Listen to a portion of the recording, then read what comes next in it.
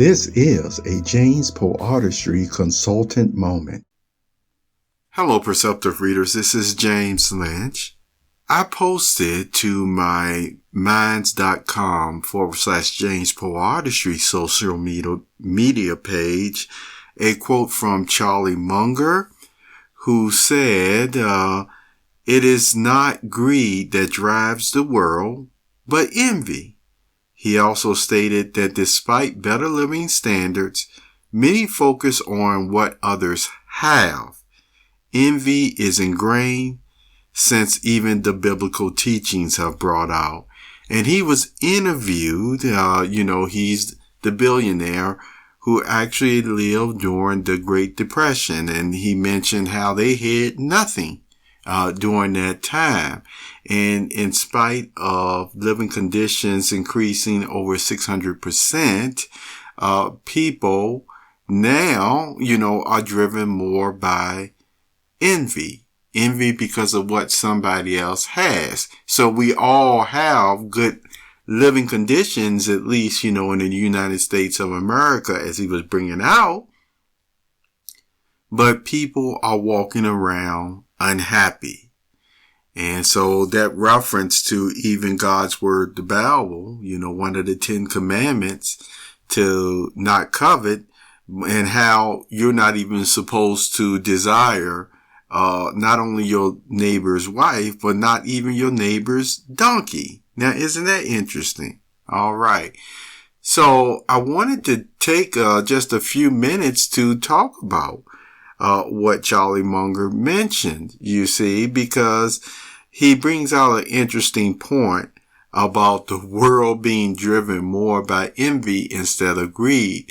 And now, if that doesn't make a light bulb go off in your head, I tell you what it did for me. It made a light bulb go off in my head. And you know what else it caused me to think about? It caused me to think about, it seems to be at times that the envy is even allowed or promoted through what they call the spirit of competition. So they put a nice little face on it.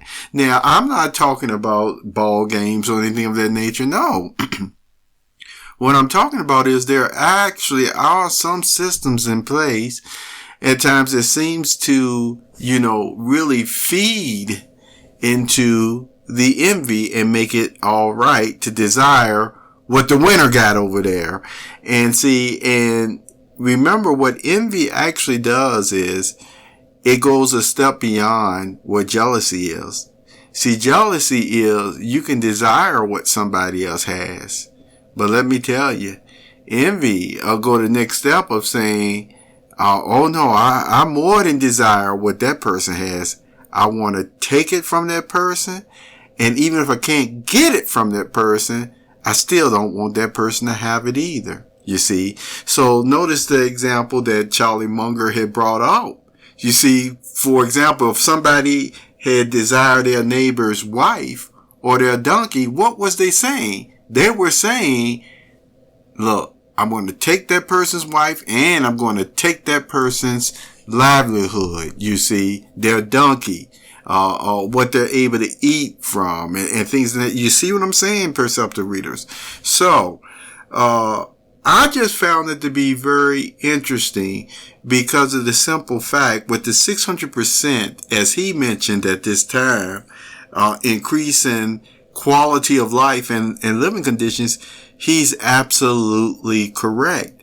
And yet, some of the events that I bring out that has happened in people's lives, some of them hit hard times, not because of the greed of gambling, you see, because that's what people think about when it comes to greed and stuff like that.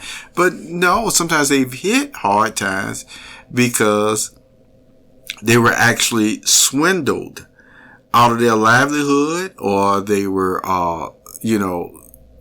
things were stolen and taken from them, policies and inheritance and things of that nature. Now, why did all these things come about? Because of somebody desiring to take something from them that didn't belong to them. You see, in some cases it could have been greed, but as I told you before, you can really see how a person can envy you and still even barely know anything about you. All they know is they want whatever you got and they want to take it from you. You see? And so it's interesting how he mentioned that the world is driven by this type of envy. See, and I wanted to make the connection between envy and competition because I told you, you just don't hear a statement like what he made. Because they'll really say the world is developed and driven by competition. Sometimes they'll say, friendly competition. But you know what? What I'm going to say today is Charlie Munger did bring out the underlying hidden reasons still the way a lot of people function. Within that competition, that competitive spirit, there are some who have just lost control or lost sight of the envy that is overtaking their hearts and what they will do to win at all costs, as people would say. So I just wanted to share that with you today. And I hope you have a very wonderful, wonderful day and week or weekend. And take good care of yourself.